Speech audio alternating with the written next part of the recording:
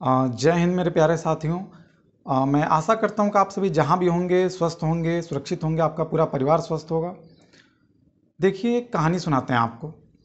कहानी है कि एक बार एक जो है व्यक्ति था, एक अपराधी था जिसको फांसी की सज़ा सुनाई गई थी। उस व्यक्ति को डॉक्टरों ने सोचा कि इसको अगर मृत्यु होनी ही है, अगर व्यक्ति मरने वाला ही है, तो इसके ऊपर एक रिसर्च किया जाए।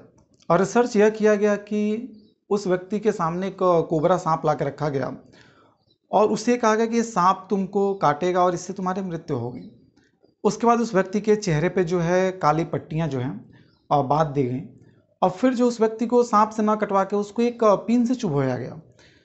वो व्यक्ति जो है कुछ समय बाद पता चला कि उस व्यक्ति की डेथ हो जाती है।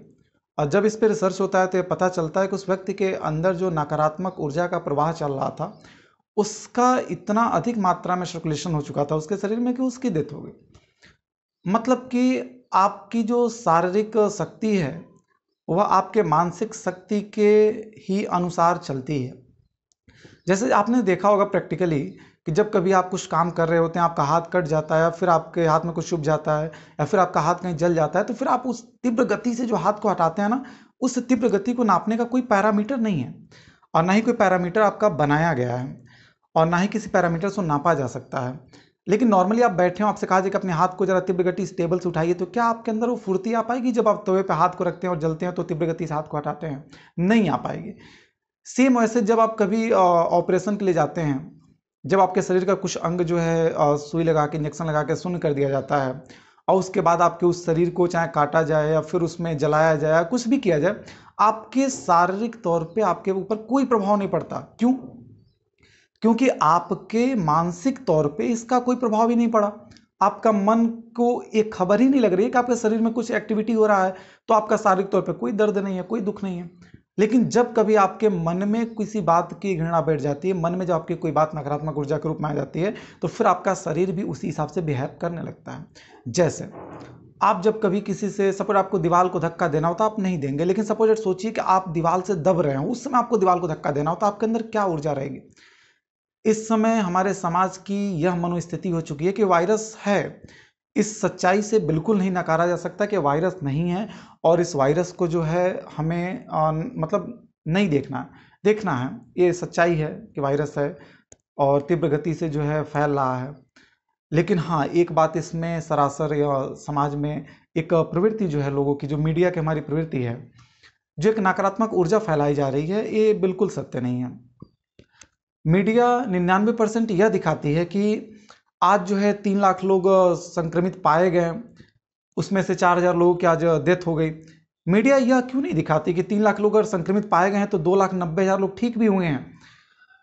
तो अगर 2,90,000 ठीक हुए यह मीडिया दिखाएगी तो फिर हमारे अंदर एक सकारात्मक ऊर्जा जगेगी और ये बीमारी आधा उसी समय ठीक हो जाती है जब आपका मानसिक पटल पे सकारात्मक ऊर्जा का एक छवि बनने लगता है। अगर आप नकारात्मक तौर पे, देखिए हार्ट अटैक्स के बहुत सारे केस सामने आ रहे हैं। क्यों हार्ट अटैक केस आ रहे हैं?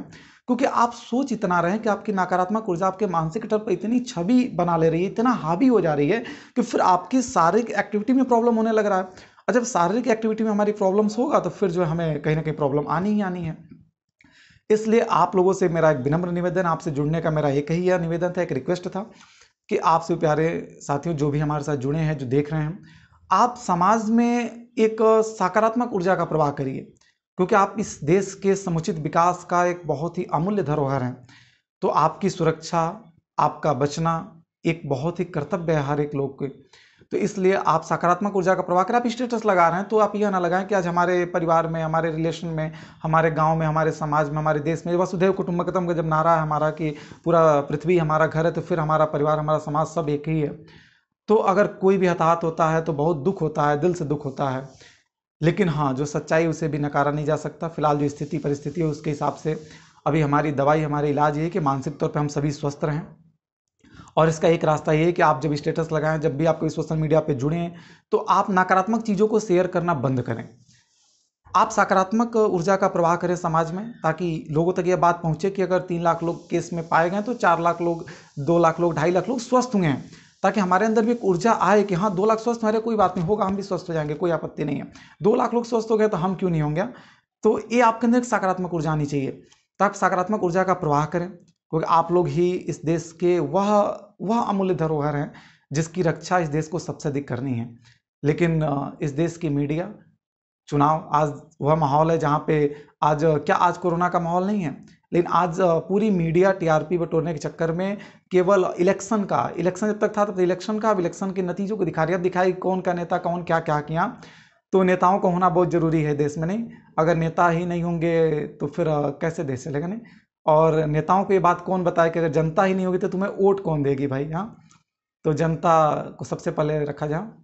उस देश का राजा असली वही होता है जिस देश की प्रजा खुश हो। हाँ, तो राजा का सबसे बड़ा हित होना चाहिए कि देश की प्रजा खुश हो। यहाँ देश की प्रजा जो सबसे बड़ी निहित है हमारी युवा वर्ग में, वो युवा वर्ग आज की देश में, आप खुद एक युवा हैं तो सोचिए आपके अंदर क्या स्थिति है, मनोस्थिति आपकी क्या है। तो प्यारे साथियों, आपसे मेरा यही निवेदन है कि आप सभी जो है अगर कोई आपके अंदर सिम्टम्स है तो भी आप घबराएं नहीं, पॉजिटिव थिंकिंग रखें। अगर ऐसी कोई घटना घट रही है तो आप अपने आप को मास्क लगा कर रखें, बाहर ना निकलें। अभी सोचिए आप खुद की, अगर आपके मन में कभी कहता होता है ना कि हम देश की रक्षा करें, लोगों की काश हम मदद करते हैं, तो अगर काश मदद करने वाली भावना आपके अंदर आती है ना तो आप मदद कर सकते हैं, बहुत आराम से कर सकते हैं। भगवान ने आपको इतना बना के दिया कि आप सबकी मदद कर सकते हैं। कैसे करेंगे भाई? आप कहेंगे सर हम डॉक्टर तो है नहीं भाई, हम एक पॉलिटिशियन भी नहीं है, एक प्रशासनिक अधिकारी भी नहीं, हम कैसे मदद कर सकते हैं किसी की? आप सबसे बड़ी मदद यह कर सकते हैं कि आप घर से ना निकलें। आपका घर से ना निकलना ही इस देश की उस मदद की कड़ी का सबसे बड़ा अहम पहल होगा।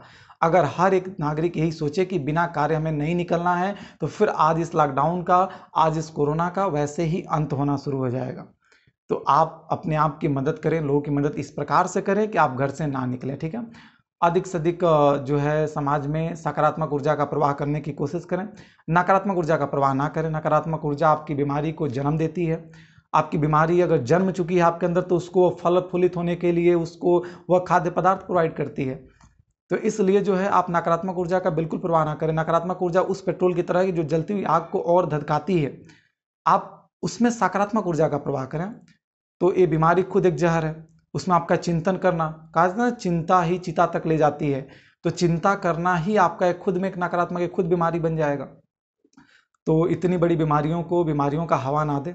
आप अगर कोई घबरा भी रहा है तो उसे आप बताएं कि ऐसा है, लेकिन आप बचेंगे कैसे? तो बचेंगे आप खान पान पर ध्यान दें, पानी गुनगुना पिएं, काढ़ा बना के दिन भर में पीते रहें, कई बार काढ़ा का सेवन करें, नींबू का सेवन करें। देखिए नींबू से अधिक विटामिन सी किसी में नहीं पाया जाता है, लेकिन नींबू में सबसे प्रचुर मात्रा में विटामिन सी पाया जाता है। तो आप दिन भर में 1 या 2 नींबू का सेवन भी करते हैं तो आपके लिए विटामिन सी की गोली का कोई मायने नहीं है। तो इसलिए प्राकृतिक चीज़ों पे ध्यान दें, ना कि कृत्रिम चीज़ों पे। दवा से बचे रहें। हाँ, और बाकी जो है उसको तो नकारा नहीं जा सकता। उम्मीद करते हैं आपसे मुलाकातें होती रहेंगी, आपसे स्वस्थ रहेंगे, सुरक्षित रहेंगे। अपना ख्याल रखें, परिवार का ख्याल रखें।